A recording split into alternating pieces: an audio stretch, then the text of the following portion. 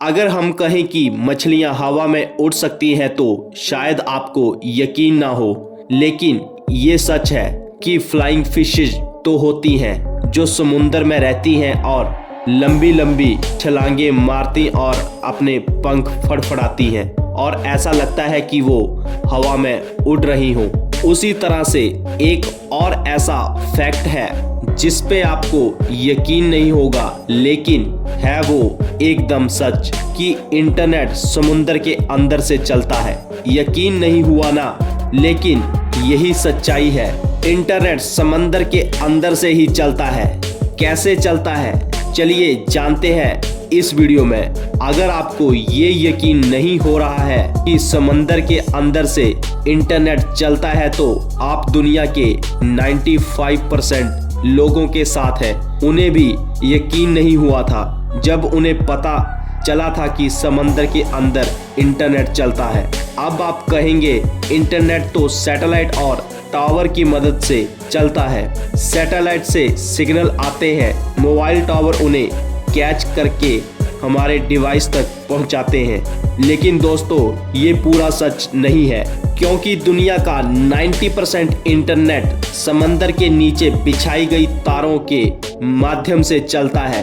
कैसे, ये जानने के लिए इस वीडियो को अंत तक जरूर देखें और सबसे पहले वीडियो को लाइक भी जरूर कर दें और साथ ही जो लोग हमारे चैनल पर नए हैं वो प्लीज चैनल को सब्सक्राइब जरूर कर दें। यहाँ पर हम आपको एक डायग्राम दिखा रहे हैं जिसमें आपको समंदर तट पर केबल जंक्शन नजर आ रहा होगा और उससे होकर जाती हुई एक लाइन दिखाई दे रही होगी जो कि है एक सी केबल या फिर जिसे सबमरीन केबल भी कहते हैं। यही वो माध्यम है जिससे इंटरनेट चलता है और ये पूरी दुनिया में बिछा हुआ है। समंदर की सतह से हजारों मीटर की गहराई में इसे बिछाया जाता है। इस केबल में हर थोड़ी थोड़ी दूरी पर रिपीटर या फिर एम्पलीफायर लगाए जाते हैं ताकि नेट सही तरीके से काम कर सके। दोस्तों, इंटरनेट को पूरी दुनिया तक पहुंचाने के लिए इन सबमरीन केबल को एक देश से दूसरे देश तक बिछाया जाता है।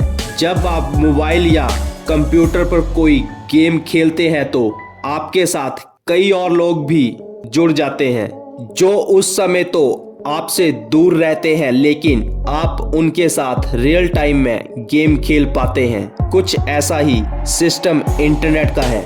दुनिया में सर्वर जिन्हें आपस में जोड़ने के लिए इन सबमरीन केबल का सहारा लिया जाता है और जब वे सर्वर आपस में जुड़ जाते हैं तो आसानी से डेटा ट्रांसफर हो पाता है और इंटरनेट स्मूथली चलता है। इस पिक्चर में आपको एक एम्पलीफायर दिखाया जा रहा है।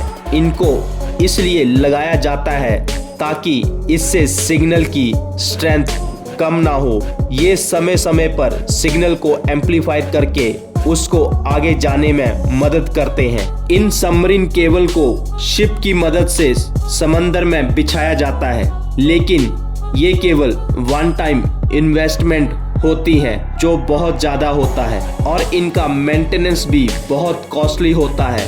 अब दोस्तों, समंदर में केबल की सुरक्षा के लिहाज से इन केबल को कभी अकेले नहीं बिछाया जाता है। इन्हें 2 या 3 के ग्रुप में बिछाया जाता है। समंदर में कभी कोई हादसा होता है तो जैसे मान लीजिए कोई सुनामी आ जाए और वायर टूट जाए या फिर शार्क जैसे जीव भी इनको नुकसान पहुंचाते हैं, ऐसे में इनको रिपेयर करना बहुत मुश्किल होता है और काफी टाइम भी लग जाता है। तब तक इनकी दूसरी केबल सिग्नल को पहुंचाने में मदद करती है। अब आप सोच रहे होंगे आखिर ये काम किया कैसे जाता है, तो देखिए, शिप में क्रेन की मदद से वायर को समंदर में डाला जाता है, फिर एक मशीन को भी समंदर में डाला जाता है जो सही जगह पर एम्पलीफायर को सेट करती है। क्योंकि दोस्तों, समंदर में कई जगह गहराई बहुत ज़्यादा होती है, वहाँ पर गोताखोरों का जाना भी मुमकिन नहीं होता, इसलिए ये काम मशीनों से लिया जाता है। ये वायर पूरी तरह से चेक भी की जाती है चलिए दोस्तों, अब आपको वायर्स के बारे में बताते हैं। देखिए, ये वायर ओपन कंडीशन में है। इसमें आपको कई सारी वायर्स दिखाई दे रही होंगी। ये फाइबर वायर है जिसके ऊपर रबड़ की कोटिंग है, फिर इसके ऊपर स्टील की कोटिंग है। इसके ऊपर काफी सारी कोटिंग की जाती है क्योंकि ये वायर को सुरक्षा और स्ट्रेंथ देती हैं। दोस्तों, ये जो आपको 100 से भी ज्यादा वायर्स नजर आ रही हैं, इनको ऑप्टिकल फाइबर बोलते हैं। ये वायर्स इंटरनेट के सिग्नल को लेकर जाती हैं। ये वायर 100 Mbps का डाटा ट्रांसफर कर सकती हैं, लेकिन आजकल जो केबल्स आ रही हैं वो तो 1000 Mbps का डेटा ट्रांसफर कर सकती हैं। दोस्तों, इन्हीं केबल से दुनिया के सारे सर्च इंजन का डेटा एक जगह से दूसरी जगह ट्रांसफर होता है। इतनी सुरक्षा के बाद भी कभी कोई वायर डैमेज हो जाती है तो गोताखोर समंदर में जाकर इन्हें रिपेयर करते हैं। आपको बता दें, एक वायर लगभग 25 साल तक काम कर सकती है और इसलिए इतने समय तक पानी के अंदर रहने पर इस पर काई वगैरह भी जम जाती है। तो ये केबल बिछाने का काम कौन सी कंपनीज करती हैं? दोस्तों, बहुत कम लोग हैं जो ये काम करते हैं, जिन्हें टियर वर्क कंपनीज कहा जाता है। ये कंपनीज पूरी दुनिया में सबमरीन केबल बिछाने और उनकी मेंटेनेंस का काम करती हैं। इंडिया के हर बंदरगाह पर ये सबमरीन केबल बिछी हुई है। भारत में सबमरीन केबल का सबसे बड़ा जंक्शन मुंबई में है और वो पूरी दुनिया के साथ जुड़ा हुआ है। अगर इंटरनेट सबमरीन केबल से चलता है तो ये एयरटेल, आइडिया, जियो हमें इंटरनेट कैसे दे पाते हैं? दोस्तों, ये सब टायर 2 कंपनीज हैं। सबमरीन केबल वाली कंपनीज से इंटरनेट खरीद कर इसे हम तक पहुंचाती हैं। और दोस्तों, इंडिया में जो सबसे बड़ा नेटवर्क है वो है टाटा का, जिसके साथ ही रिलायंस ने भी अपनी खुद की सबमरीन केबल लॉन्च कर दी है और वो 25,000 किलोमीटर तक की लंबाई की है। यही वजह है कि रिलायंस आपको फ्री में इंटरनेट दे पाता है। हाल ही में भारत सरकार ने कम्युनिकेशन के लिए चेन्नई से अंडमान निकोबार तक समंदर में 2313 किलोमीटर लंबी ऑप्टिकल केबल बिछाई है। इस सब का आरंभ प्रधानमंत्री मोदी जी ने 2018 में किया था। इसके साथ ही एयरटेल ने अल्ट्रा फास्ट 4G सर्विस भी शुरू कर दी है।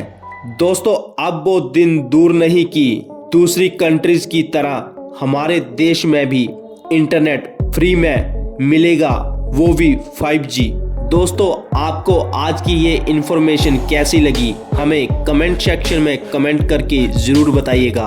और इसी के साथ अगर आपको ये वीडियो पसंद आई है तो प्लीज़ वीडियो को लाइक और ज़्यादा से ज़्यादा शेयर जरूर कीजिएगा।